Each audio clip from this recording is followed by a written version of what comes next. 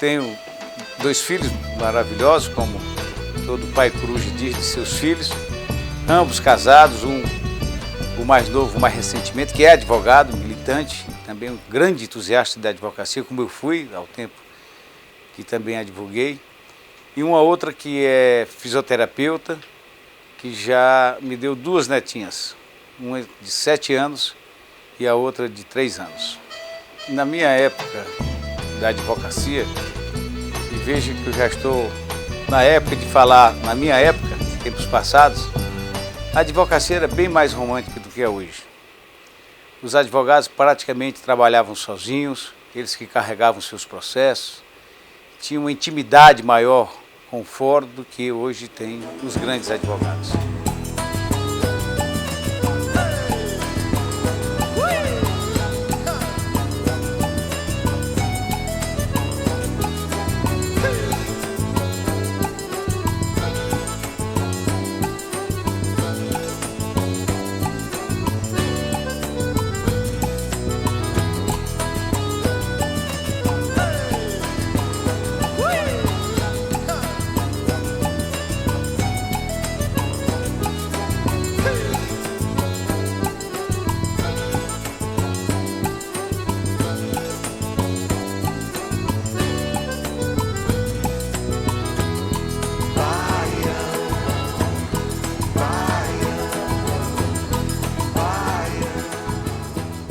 Contraponto tem o prazer de receber o ministro César Asfor Rocha, do Superior Tribunal de Justiça. Como vai, ministro? Tudo bem, prazer muito grande, Cacildo, estar participando desse seu programa.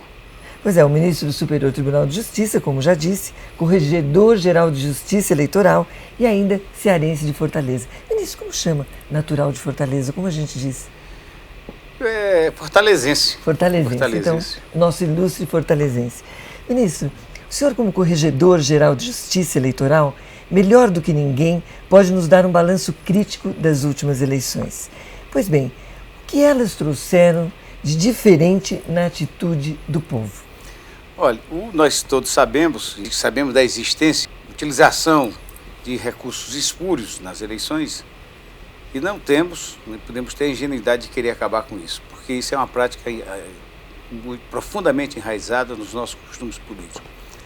Mas a Justiça Eleitoral brasileira, nestas eleições, atuou com muito rigor e eu posso assegurar que, na verdade, nós coibimos muitos excessos. Pouco tempo antes da eleição, passou a ter vigência a chamada Lei 11.300, a Lei das Eleições, que ela proibiu certas práticas abusivas que oneravam mais ainda os partidos e os candidatos. Mas, por exemplo, houve a proibição de outdoor, a proibição de esses programas cinematográficos que antes haviam na propaganda, a chamada propaganda gratuita, porque não é tão gratuita assim, nós pagamos. Sim. E esses instrumentos novos possibilitaram que a Justiça Eleitoral imprimisse uma marca de maior moralidade nessas eleições, o que repercutiu certamente na conduta do eleitorado.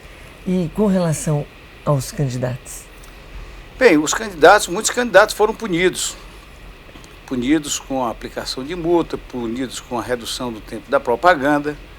Agora, quanto à utilização de recursos escusos, precisa haver provocação. Sim.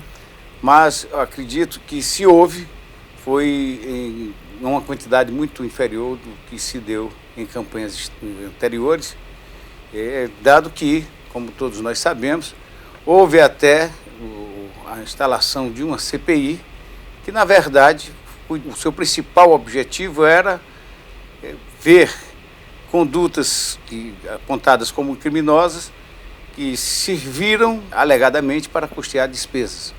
E hoje não há, assim, problemas dessa envergadura que foram até agora apresentados à Justiça Eleitoral.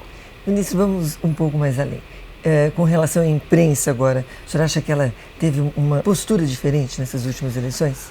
Acho que sim, porque o cidadão brasileiro, ele está muito mais atento e eu diria até mesmo mais rigoroso com relação à escolha de seus candidatos.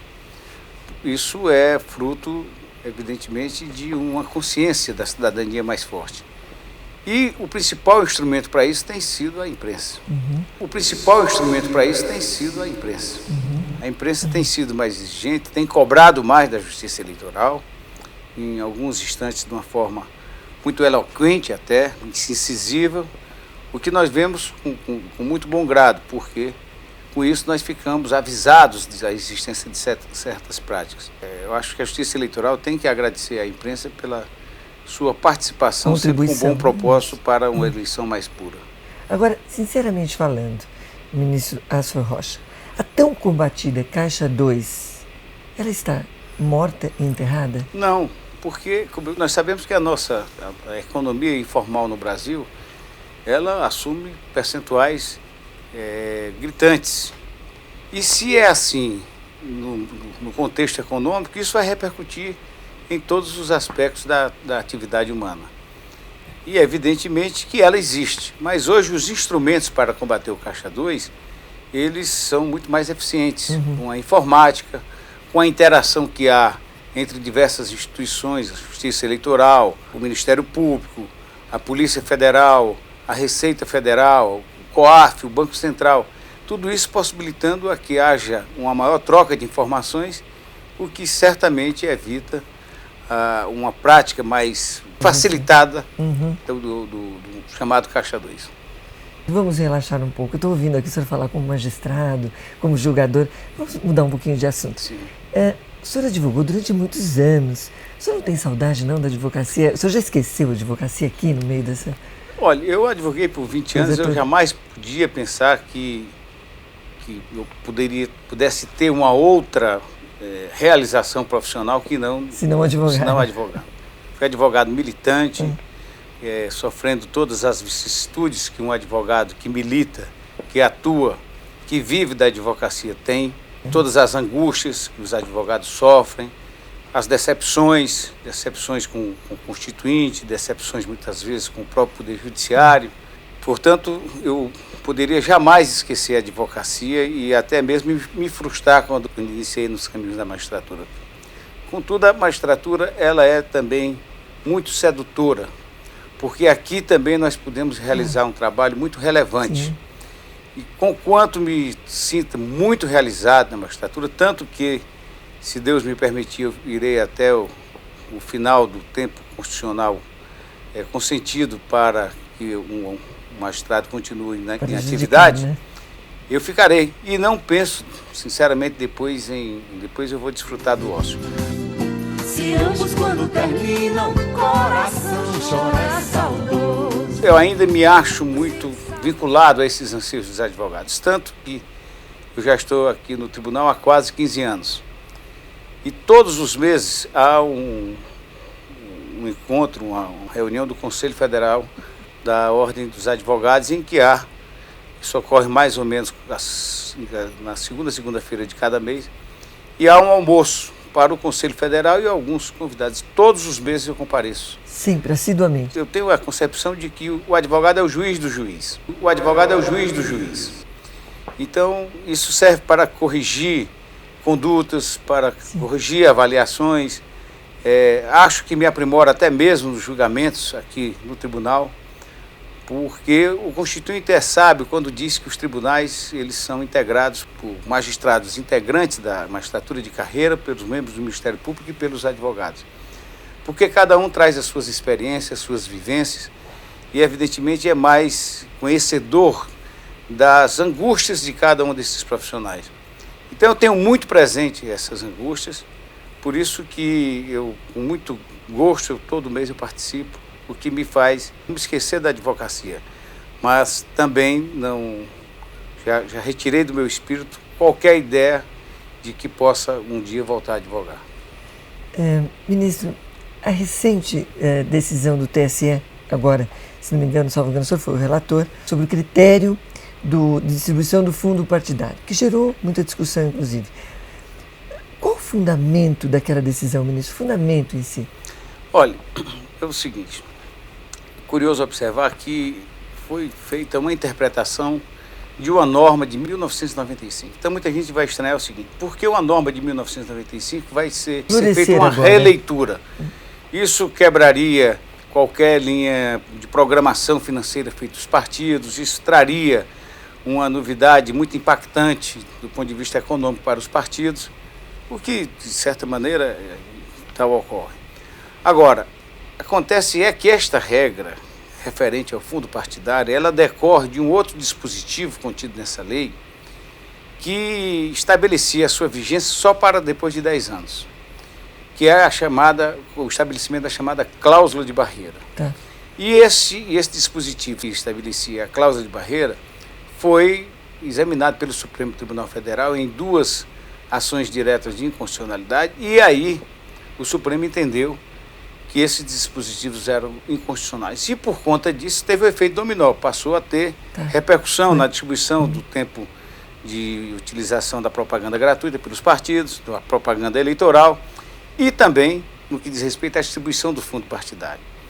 E com isso, na linha da ideia motivadora do Supremo Tribunal Federal, que considerou inconstitucional esses tais dispositivos, o Tribunal Superior Eleitoral entendeu que partidos políticos menores poderiam ser mais prestigiados. Porque até então o que ocorria? Porque o partido era pequeno, ele não recebia recursos.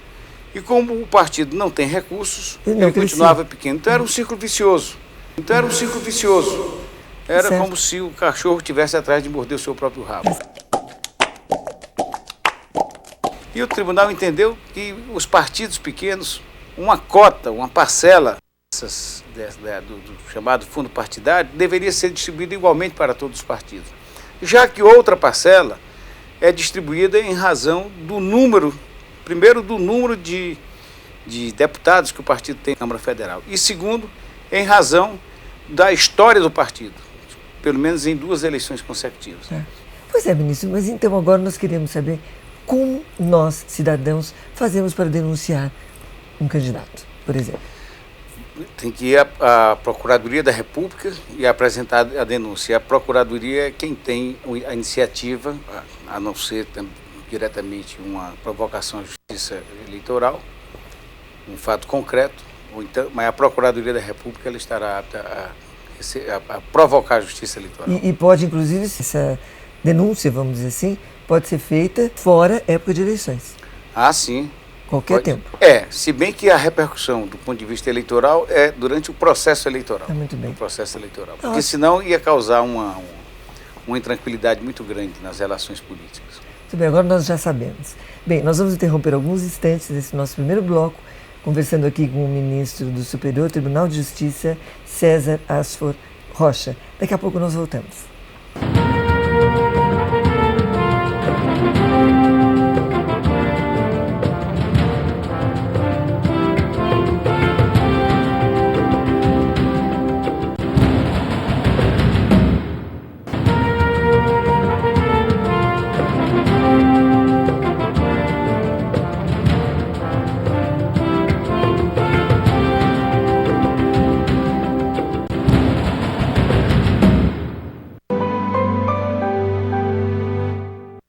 Bem, de volta, conversando com o ministro do Superior Tribunal de Justiça, César Asfor Rocha.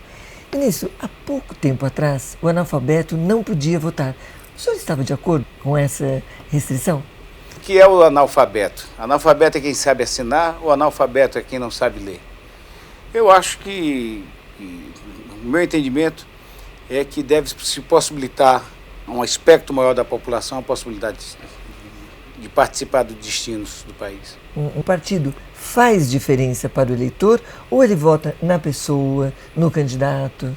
Alguns partidos têm linhas programáticas muito fortes, outros nem tanto, outros já tiveram e não tem mais, outros não tinham e passam a ter. Mas eu acho que fundamentalmente a grande maioria do povo, dos eleitores, votam mais nos candidatos, não é nos partidos. Ministro, pois é, cá entre nós, como é que o senhor vê essa proposta da candidata à presidência da França, Ségolène, de criar júris de cidadãos civis para avaliar a ação de políticos eleitos? Como é que o senhor entende isso? Cá entre nós e milhões de seus telespectadores. Exatamente. Essa questão é muito mais pertinente quando se trata do parlamentarismo.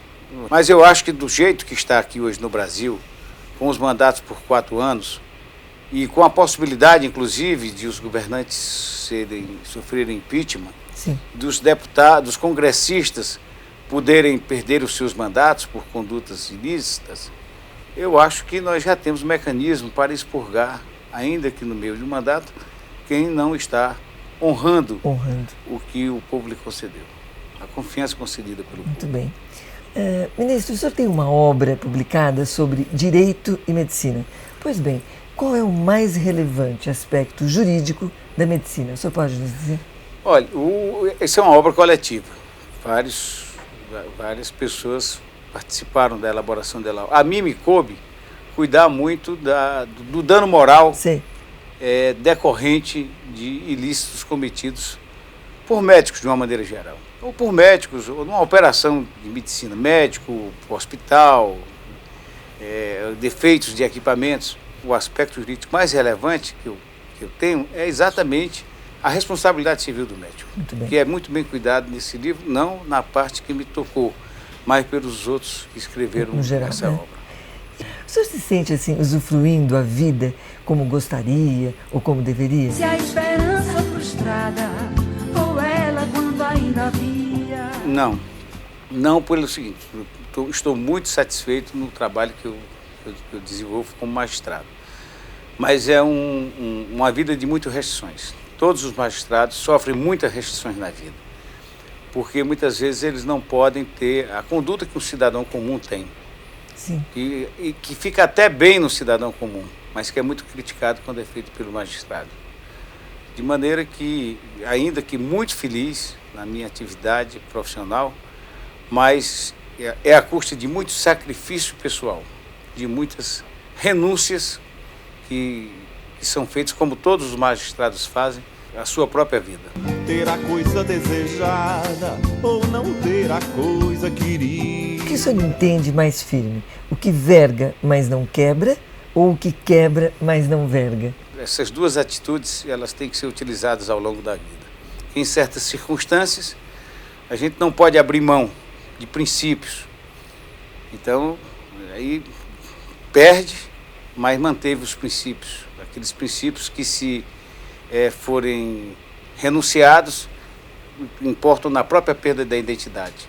Em outras circunstâncias da vida, para aqueles fatos menores, então nós podemos relevar um pouco os nossos próprios conceitos para poder ter uma convivência melhor. É isso aí, ministro. Cada uma tem a sua força, né?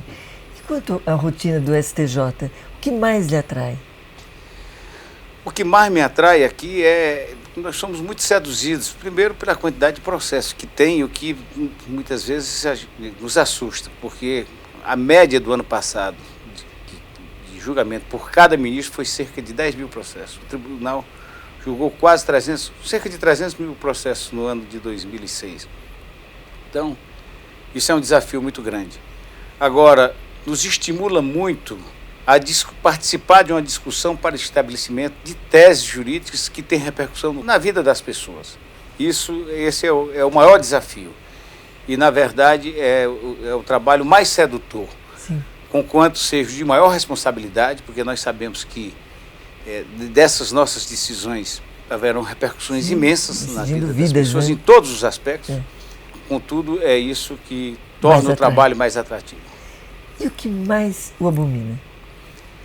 É a repetitividade de processos cujas definições já foram postas por processos anteriores, as partes recorrerem meramente por recorrer, porque não são oneradas, o poder público abusando dessa prática, abarrotando os tribunais e os juízes inferiores com processos absolutamente desnecessários. E isso aborrece, porque isso termina repercutindo na própria imagem do judiciário. Parece que o judiciário é o culpado por todas as demoras processuais, quando na verdade não é. Parece que o judiciário é o culpado por todas as demoras processuais, quando na verdade não é. São outras instituições que contribuem para isso. Agora, ministro, novamente cá entre nós e entre, espero, milhões de telespectadores, um traço forte de cearense que o senhor não perdeu em Brasília. Bem, lealdade aos amigos e aos princípios, a necessidade de ter uma vida gregária e sempre atento a uma vida solidária. O cearense é muito solidário, é muito gregário também e muito afetuoso. Nós não perdemos o que há Muito de mais carinhoso. forte no espírito do cearense é o sentimentalismo. O sentimentalismo é que, na verdade, é a mola propulsora do espírito do cearense. Que maravilha. Uma canção que o ministro César Asfor Rocha não resiste em dançar. Depende muito, depende da hora, depende do estado de espírito, mas eu fico muito vinculado às canções nordestinas, os nossos shots, baiões, É mesmo? porque são Está sentimentos na alma, né? atávicos, É. está na alma de cada um de nós, né, daquela região. Que maravilha, ministro. Agora, diga lá uma... Embora não seja bom dançarino.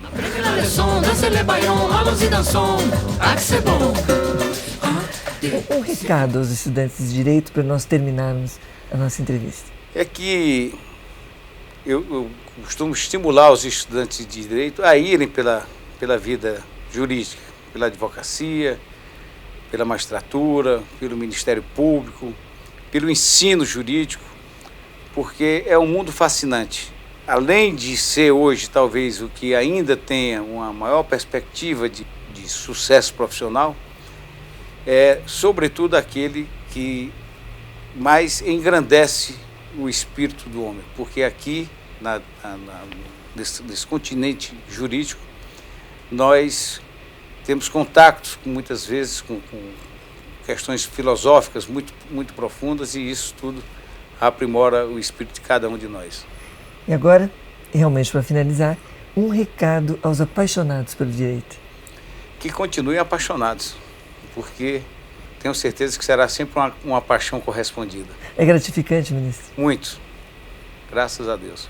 Que bom. Olha, nós tivemos a honra de ouvir o ministro César Asfor Rocha, ministro do Superior Tribunal de Justiça. Foi uma honra tê-lo aqui, ministro. A honra foi minha, Cacilda, e a minha saudação a todos os telespectadores. Aos milhares de telespectadores. Aos milhões de telespectadores. Uma peculiaridade muito pessoal minha, é a minha paixão por música. E, inclusive, eu até ousei a ter parcerias em algumas músicas cujas letras são da minha autoria, mas que são absolutamente inéditas, porque o meu senso crítico não me permite ficar tão exposto a tantas observações negativas. Eu peço que me esclareça o que tem maior valia, se a esperança frustrada ou ela quando ainda havia. Eu peço que me esclareça o que tem maior valia, se a esperança frustrada ou ela quando ainda havia. Gostaria de saber o que mais vale nesta vida: ter a coisa desejada ou não ter a coisa querida, a emoção experimentada ou a que vai ser sentida, a emoção experimentada ou a que vai ser sentida. Sinceramente eu não sei o que tem maior valor, se o verso recitado ou que o medo abafou, se o beijo consentido ou que a boca